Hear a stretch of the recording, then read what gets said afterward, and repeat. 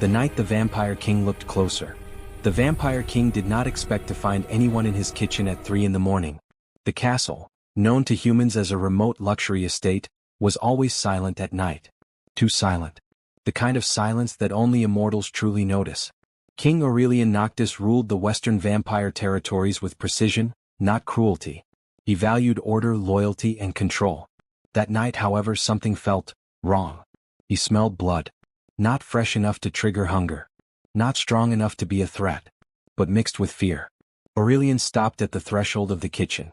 The lights were off except for a faint glow beneath the cabinets. There, by the sink, stood a small figure. A girl.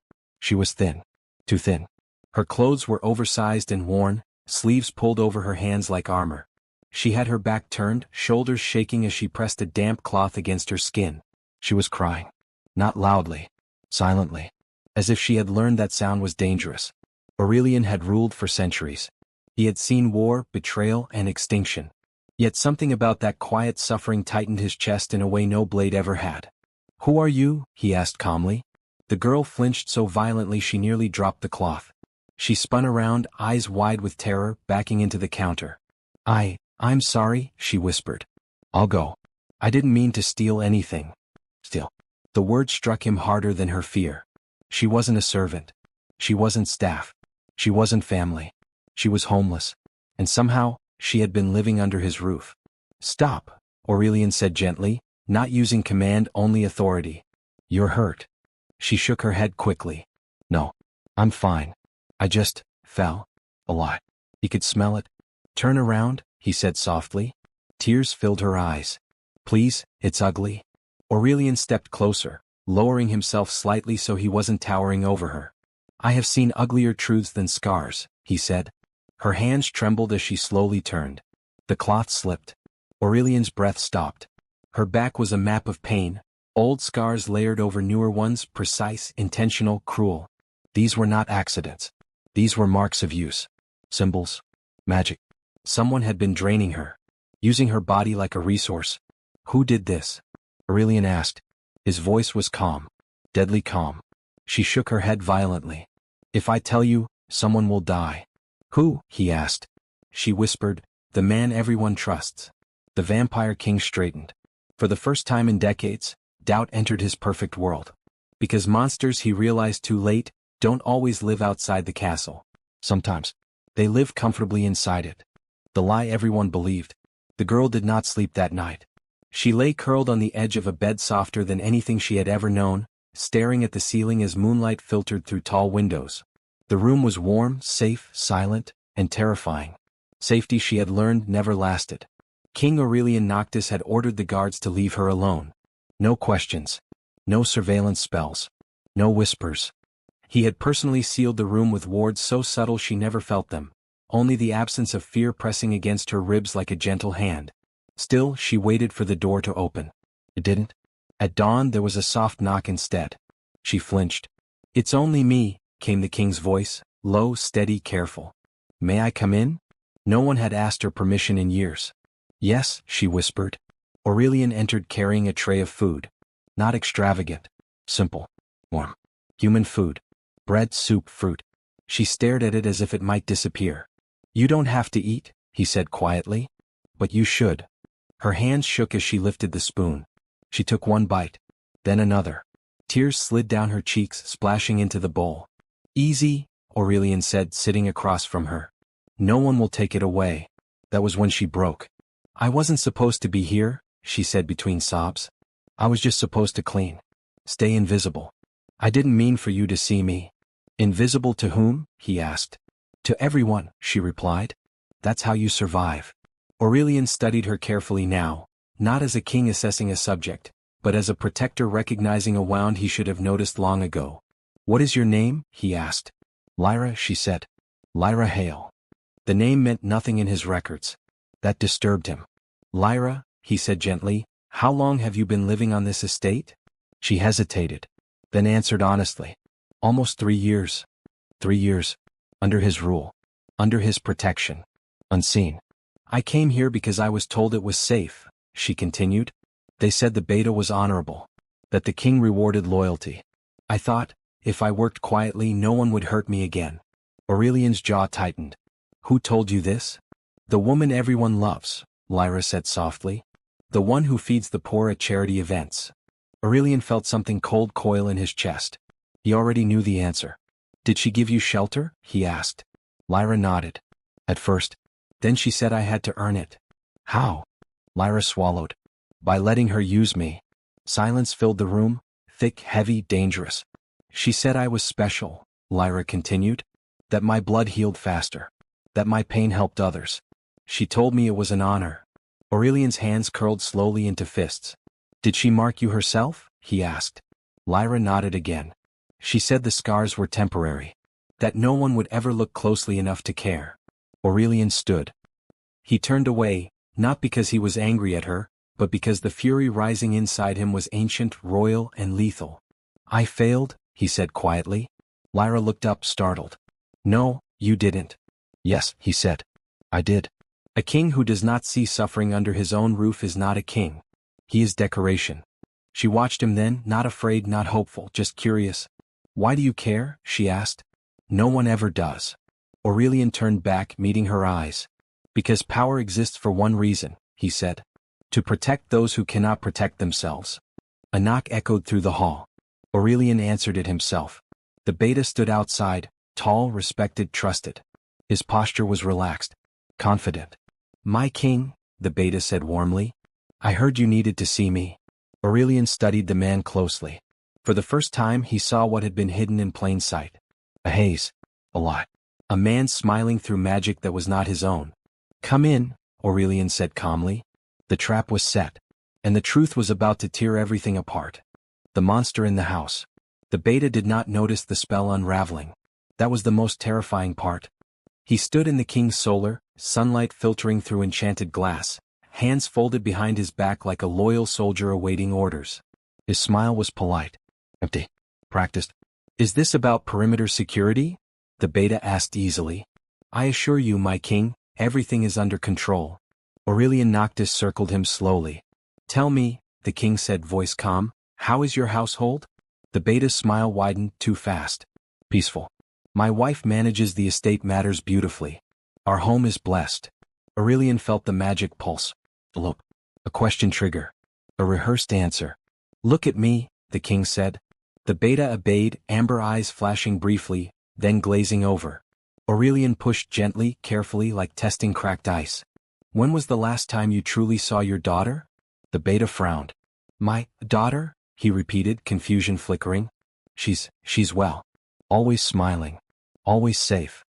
Lyra stood frozen in the adjoining room, unseen, listening. Her heart shattered quietly. The king felt it. That is not an answer, Aurelian said. The beta's breathing hitched. His fingers twitched. His voice stuttered, then reset. She is happy. My wife takes excellent care of her. Aurelian stepped back. That confirmed it. A sustained glamour. Long-term. Deep-rooted. Tied to the beta's emotions, not his mind. Someone had rewritten a father's love.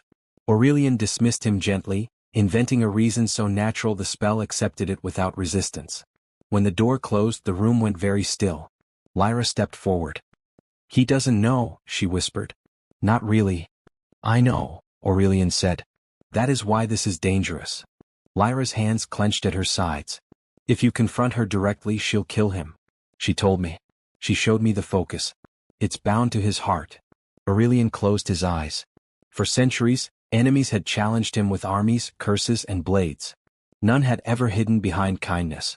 Tell me everything, he said. Lyra took a breath. She found me when I was a child, Lyra began. I was living in shelters. She said she could help me. She said my bloodline was rare. Aurelian stiffened. Bloodline? I heal too fast, Lyra said. I always have. Magic flows through me differently. She said I was renewable. The word landed like a blade. She carved symbols into me, Lyra continued. Not to kill me. To drain me slowly. She used my pain to power spells. Glamours. Influence. Aurelian's voice dropped. Including the one on the beta. Lyra nodded. She feeds on magic, Lyra said. On life. On potential. Aurelian turned to the tall windows, staring out at his lands. For 3 years, peace had held unnaturally well. Now he knew why. Someone had been feeding his kingdom stability at the cost of a girl's suffering. I should have known, he said quietly. Lyra looked at him. You couldn't have. She hides behind charity. People love her. That is not an excuse, Aurelian replied. It is a warning. A soft knock interrupted them. The king's intelligence chief entered, eyes sharp, voice low. It's worse than we thought, she said. The woman isn't just feeding. She's preparing. Preparing for what? Aurelian asked. For exposure, the agent replied. Or ascension. She's storing power. Lyra went pale. She told me I was almost empty, Lyra whispered. That once I was drained, she wouldn't need me anymore. Aurelian turned to her slowly. You are not empty, he said. She looked up, startled. You are alive, he continued. You are intelligent. You survived what should have destroyed you. Lyra's voice broke. Survival isn't living. Aurelian held her gaze. It can be, he said. If you choose. For the first time, Lyra saw something shift behind his eyes. Not rage. Resolve. We will not attack her, Aurelian said. Not yet. Lyra's chest tightened. Then what will you do? Aurelian straightened, every inch a king. We will expose her, he said. We will sever her power source. And when justice comes. He paused. It will come in daylight where monsters cannot hide. Lyra exhaled shakily. And me? Aurelian met her eyes, his voice quiet but unshakable. You stay with me, he said. Not as property. Not as a secret. As my responsibility. Something warm spread through Lyra's chest. Not love. Not yet. But safety. And that, she realized, was more powerful than magic. When the king chose the light, the invitation went out at noon. Elegant. Polite. Impossible to refuse. Aurelian Noctis summoned his inner circle allied covens, regional leaders and trusted families to a formal gathering at the estate, under the pretense of celebrating stability across the territories. The woman smiled when she received it. Of course we'll attend, she said warmly, placing a hand on the beta's arm. Wouldn't miss it for the world. Her fingers lingered just long enough to reinforce the spell. Lyra felt it from across the hall. Her scars burned, not with pain but warning. She knows something, Lyra whispered later that evening, standing beside the king in the private observatory. She's nervous. Aurelian watched the estate below, lanterns being lit one by one. Good, he said. That means she's human enough to fear consequences. Lyra swallowed. What if she runs? She won't, Aurelian replied. Predators who hide behind masks never believe the mask will be torn away. The gathering began at dusk. Music drifted through the hall. Glasses clinked. Laughter echoed. And at the center of it all stood the woman, radiant, generous, admired. Lyra stood behind a pillar, heart pounding. I can't do this, she whispered. Everyone loves her. Aurelian turned to her. Look at me, he said. She did. You don't owe them comfort, he said calmly. You owe yourself truth. She took a shaky breath and nodded. The first sign came when the king's air collapsed. A child, not a vampire, not fully human, fell to the marble floor mid-laughter, gasping, his skin paling unnaturally. Panic erupted. Healers rushed forward. The woman froze. Just for a fraction of a second. Aurelian saw it. He stepped forward, voice cutting through the chaos. Step back, he commanded. All of you. Lyra felt it then, the pull. The siphoning magic surged, desperate and greedy. She's feeding, Lyra whispered. She's using me to stabilize him. Aurelian turned sharply. You can stop it? Lyra's hands trembled. I've never resisted before, she said. She told me I couldn't. Aurelian knelt in front of her. She lied, he said softly. She always has. Lyra closed her eyes. For the first time in years she didn't submit. She pulled. The magic snapped, not violently but cleanly. The child gasped and breathed. The room fell silent. The woman screamed. Not in fear. In rage. You ungrateful creature, she hissed, dropping the mask. Do you know what you are? What you cost me. Every illusion shattered. The beta staggered, clutching his chest, confusion flooding his face. A daughter? He whispered, seeing Lyra clearly for the first time. Lyra stood tall, shaking, terrified but standing. I'm not yours to use, she said quietly. And I never was. Aurelian stepped forward, power radiating. You are under arrest, he said. For parasitic magic, coercion, and attempted regicide. Guards moved in. The woman laughed bitterly. You think this ends me? She's the source. Without her. She is a person, Aurelian cut in coldly. And you will never touch her again. The beta fell to his knees. I didn't know, he whispered broken. I swear I didn't know. Lyra looked at him. And for the first time she felt no fear. Only sadness. I believe you, she said. The woman was taken away, screaming, exposed, powerless. The room buzzed with whispers. Aurelian turned to Lyra. You saved my heir, he said. You saved this gathering. You saved lives. Lyra shook her head. I just said no. Aurelian smiled faintly. Sometimes, he said, that's the bravest magic there is. What the king gave her. The woman's trial did not happen in shadows. King Aurelian Noctis ordered it held in the open council chamber, under neutral wards, witnessed by coven elders, allied leaders, and human observers bound by treaty. No screams. No executions. No spectacle. Justice does not need theater. The charges were read calmly: parasitic magic, long-term coercion, emotional manipulation, and attempted control of sovereign blood. She did not deny them. She sneered. She was nothing, the woman said, pointing at Lyra. A stray. A resource. You all benefited from the peace she bought. The room stirred uneasily. Aurelian stood. No, he said. We benefited from ignorance. You benefited from cruelty. He turned to Lyra. Speak, he said gently. Only if you wish. Lyra stepped forward. Her legs trembled, but she did not stop. I believed her, Lyra said quietly, because believing her hurt less than believing no one would help me. Silence filled the chamber.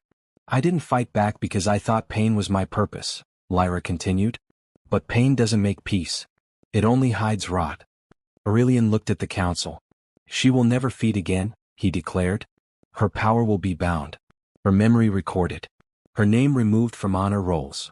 The woman laughed weakly. You still owe the girl nothing, she spat.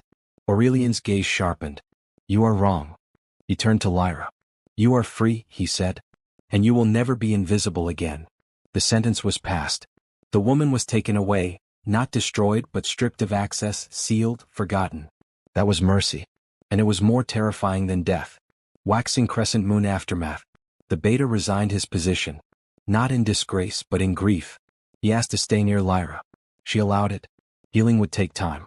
Weeks later, Lyra stood in the estate garden, wrapped in a warm cloak, watching dawn spread gold across the horizon. Aurelian joined her silently. You could leave, he said. If you want. Go anywhere. Be anyone. Lyra considered it. I don't want to run anymore, she said. Aurelian nodded. Then stay, he said. Not as a guest. Not as a debt. As a choice. Lyra looked at him. You never touched me, she said suddenly. Aurelian blinked. I beg your pardon? When I was hurt, she continued. You never claimed me. Never decided for me. You waited. Aurelian held her gaze. Power that takes without permission is not strength, he said. It is fear. She smiled faintly. Then I think you're stronger than you know. They stood together, no declarations, no promises. Just presence. Just safety. Just possibility.